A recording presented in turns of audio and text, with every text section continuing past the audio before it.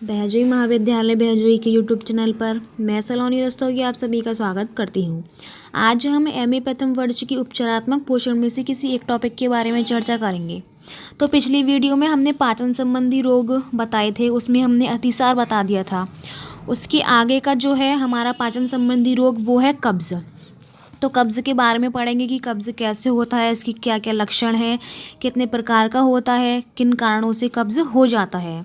तो सबसे पहले बात करते हैं कब्ज़ है क्या। तो कब्ज़ पाचन तंत्र का रोग है। इसमें अनियमित, कष्टपूर्ण व अपूर्ण मल का विसर्जन होता है। किसी भी व्यक्ति का सामान्य मल विसर्जन उसके तंत्रिका तंत्र तथा आहार के प्रकार पर निर्भर करता है। यह बात व्यक्ति के शारीरिक संगठन पर भी निर्भर करती है कि वह कितने घंटे के अंतर पर मल विसर्जन करता है। कुछ व्यक्ति प्रतिदिन 1 या 2 बार मल विसर्जित करते हैं तथा कई लोग 2-3 दिन के बाद मल विसर्जित करते हैं। कुछ लोगों को क्रोनिक कब्ज़ होता है, लेकिन अधिकतर लोगों को यह भ्रम हो जाता है कि उन्हें कब्ज़ हो गया है, क्योंकि उनका दृढ़ विश्वास रहता है कि प्रतिदिन मल निष्कासित होना चाहिए, जो कि स्वास्थ्य के लिए ज़रूरी है। कब्ज़ अल्पावधि या दीर्घावधि दोनों प्रकार का हो सकता है। यदि बीमारी के कारण या व्यायाम की कमी के कारण या संवेगात्मक कारणों से कब्ज़ होता है तो उसे तत्कालिक कब्ज़ कहा जाता है। लेकिन यदि आंतों की मांसपेशियों में परिवर्तन आ जाने के कारण कब्ज़ हो जाता है तो यह दीर्घ स्थायी बन सकता है, क्योंकि इससे गिल्टियाँ, कैंसर, आंतों में रुकावट आदि रोग हो जाते हैं। तो ये हमारा कब्ज़ कहलाता है। अब देख लेते हैं कि कब्ज़ के प्रकार कितने हैं।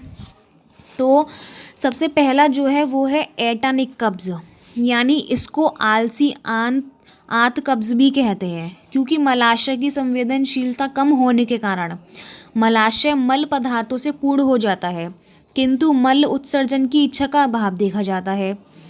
कब्ज़ में कमजोरी हो जाती है, मल पदार्थों की गति कम हो जाती है और ये एकत्रित होने लगते हैं। ऐसा कब्ज़ प्रायः वृद्धों, मोटो व्यक्तियों, बुखार, गर्भावस्था और शल्य क्रियाओं के पश्चात देखा जाता है।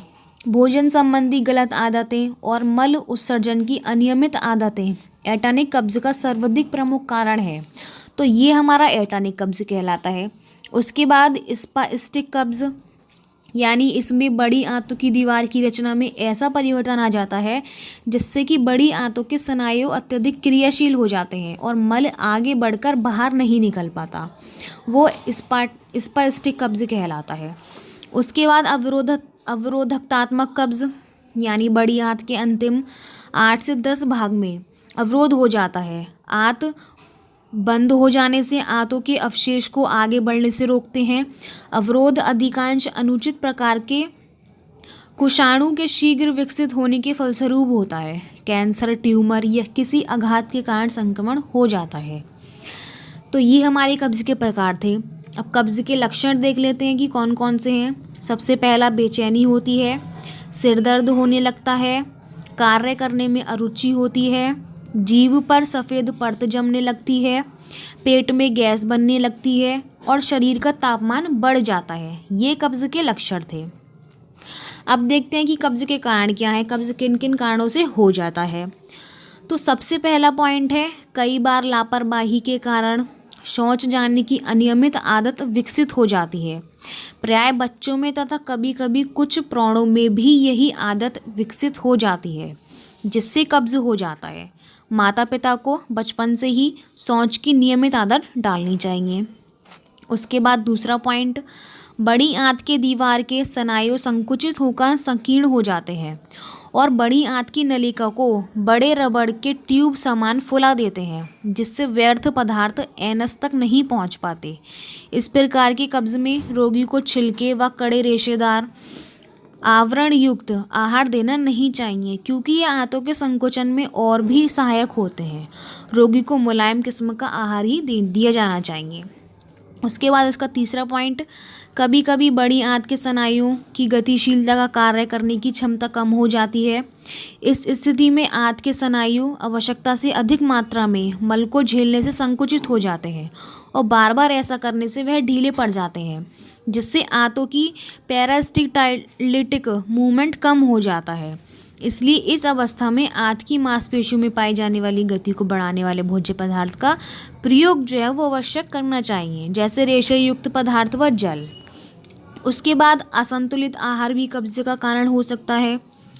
उसके बाद इसका अगला पॉइंट है, रेशा युक्त पदार्थों की कमी के कारण भी कब्ज हो जाता है। अपर्याप्त मात्रा में फल व सब्जियों व रेशेदार पदार्थों का अभाव दीर्घकालीन में कब्ज की स्थिति उत्पन्न करने में सहायक होता है। उसके बाद इसका अगला पॉइंट है, उचित मात्रा में व्यायाम करने से या क्रियाशीलता में अधिक कमी के कारण आंतों की मांसपेशियों की क्रियाशीलता ठीक प्रकार से नहीं हो पाती, जिससे मल का निष्कासन सही रूप से नहीं हो पाता है। उसके बाद अनियमित आदतें, जैसे हर समय जल्दी में रहने से या जल्दबाजी का जीवन व्यतीत करने से भी कब्ज हो जाता है। उसके बाद पोटेशियम की कमी होने के कारण भी कब्ज हो जाता है। उसके बाद अगला पॉइंट, विटामिन की न्यूनता से आंतों की दीवारों के लचीलेपन में कमी हो जाने के कारण भी कब्ज हो जाता है। आंतों का कैंसर भी कब्ज का कारण हो सकता है। बीमारी में दवाइयों के प्रयोग से भी कब्ज हो जाता है। स्नायु तनाव भी कब्ज का कारण हो सकता है और द्रव पदार्थ की कमी होने के कारण भी कब्ज हो जाता है। पेय पदार्थों का कम मात्रा में लेना भी कब्ज का महत्वपूर्ण कारण है। तो ये कब्ज के कारण थे। अब देख लेते हैं कि कब्ज की अवस्था में भोज्य तत्वों की क्या क्या आवश्यकताएं होनी चाहिए। तो सबसे पहला, कैलोरी। आयु, लिंग, व्यवसाय के अनुसार उसको कैलोरी की आवश्यकता होती है। उसके बाद प्रोटीन। कब्ज के रोगी को 60 से 80 ग्राम प्रोटीन प्रतिदिन दिया जाना चाहिए। उसके बाद वसा। पाचन संस्थाओं में आंतों की गतिशीलता में सहायक है। मक्खन, घी, तेल की कुछ अधिक मात्रा उपयोग होती है। तली वस्तुओं से पर्याप्त वसा का उपयोग ठीक से नहीं हो पाता है। उसके बाद कार्बोज, रेशे वाले पदार्थों की उचित मात्रा देनी आवश्यक है। सब्जियों व फल जिसमें रेशा अधिक होता है उसको देनी चाहिए। अनाज, दालें, सूखे मेवे, छिलके सहित उपयोग में लाने से रेशा अधिक प्राप्त होता है। उसके बाद विटामिन बी कॉम्प्लेक्स जो है उसको अधिक मात्रा में देना चाहिए। उसके बाद खनिज लवण। लंबे समय तक कब्ज की अवस्था में रहने वाले व्यक्ति को और बिस्तर पर अधिक समय तक रहने वाले बीमार रहने के कारण उपरांत विकसित कब्ज की अवस्था में केवल पोटेशियम खनिज लवण, सब्जियों के सूप, फलों के रस इत्यादि से अधिक मात्रा में उसको प्राप्त करना चाहिए। उसके बाद तरल पदार्थ। पानी का उपयोग अत्यधिक मात्रा में करना चाहिए। 10 गिलास पानी दिन भर पिया जाना चाहिए। सुबह उठकर गुनगुना पानी और गर्म चाय भी कब्ज की अवस्था में उपचार में सहायक है। उसके बाद कब्ज को दूर करने के लिए स्वास्थ्य संबंधी उपयुक्त आदतें कौन कौन सी है वो देखते हैं। तो नियमित रूप से निश्चित समय पर मल त्याग, पर्याप्त विश्राम व आराम, प्रतिदिन व्यायाम, निश्चित समय पर भोजन ग्रहण करना, अधिक जल पीना तथा अधिक रेशेदार पदार्थ का प्रयोग आंतों की क्रियाशीलता को बनाए रखने के लिए आवश्यक है। तनाव, चिंता और उत्तेजना से मुक्त मनोस्थिति बनाना भी कब्ज निवारण में सहायक है। रेशेदार पदार्थ व सब्जियों के छिलके आंतों की गति को बढ़ाने में सहायक है। इसके अतिरिक्त आंतों में यह एक प्रकार की सड़न की क्रिया करते हैं, जिसके कारण लैक्टिक एसिड, ब्यूटिक एसिड और carbon dioxide, hydrogen sulphide, methane आदि गैसें उत्पन्न हो जाती हैं, जो मल के निष्कासन में सहायक है। यह स्पष्ट है कि कब्ज के उपचार के लिए उचित आहार की व्यवस्था नितांत आवश्यक है।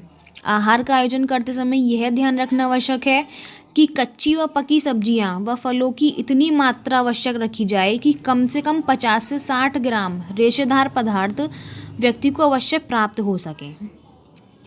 उसके बाद फल को छीलकर या रस के रूप में प्रयुक्त ना करके छिलके सहित खाना उसको देना चाहिए। जैसे छिलके सहित सेब हो गया, सफ़ेद जाली सहित संतरा, ये सब। 1 या 2 सलाद के पत्ते जिनमें कच्चे फल सब्जियां भी सम्मिलित हों उसको प्रतिदिन लिए जाएं। फल और रसों का भी प्रयोग किया जाना चाहिए। कभी कभी उसको गेहूं की भूसी का भी प्रयोग करना चाहिए। सुबह खाली पेट नींबू या नींबू के फल का रस, ठंडा या गर्म जल पीने के लिए निर्देश किया जाना चाहिए। जहाँ जल में कैल्शियम की मात्रा अधिक हो वहाँ जल में कृत्रिम रूप से कार्बन डाइऑक्साइड प्रविष्ट कराकर पीने को देनी आवश्यक है, क्योंकि कैल्शियम की अधिकता भी कब्ज को उत्पन्न करने में सहायक होती है। कुछ लोग वसा को कब्ज का कारण समझते हैं, किंतु यह धारणा उपयुक्त नहीं है। वसा के प्रयोग से मल चिकना व ढीला होकर निष्कासित होता है। उसके बाद देख लेते हैं कि कब्ज़ को दूर करने के लिए निम्नलिखित उपाय विशेष रूप से कौन कौन से हैं। तो सबसे पहला पॉइंट, आहार में साबुत अनाज, दालें, दलिया, हरी सब्जी, रसेदार सब्जी, गर्म दूध, फलों का रस, मूली, गाजर, शलजम, शहद, टमाटर, मक्खन, घी, तेल आदि का प्रयोग पर्याप्त मात्रा में किया जाए। उसके बाद अगला पॉइंट, विटामिन सी युक्त फलों व सब्जियों के प्रयोग से भी कब्ज़ दूर होता है। उसके बाद प्रातः घूमने व नियमित व्यायाम से भी कब्ज़ दूर हो जाता है। एक समय में थोड़ा व नियमित आहार भी कब्ज़ को रोकने में सहायक होता है। प्रातःकाल उठकर ठंडा पानी पीने से भी लाभ होता है। रात में सोने से पहले मुनक्का, अंजीर या गर्म दूध के साथ पकाकर खाने से भी लाभ होता है। जैसे कुछ जुलाब जैसे कि कैस्टर ऑयल या द्रव पैराफिन कब्ज़ को दूर करने में भी सहायक होते हैं। तो इसी के साथ हमारा दूसरा पाचन संबंधी रोग समाप्त होता है। धन्यवाद।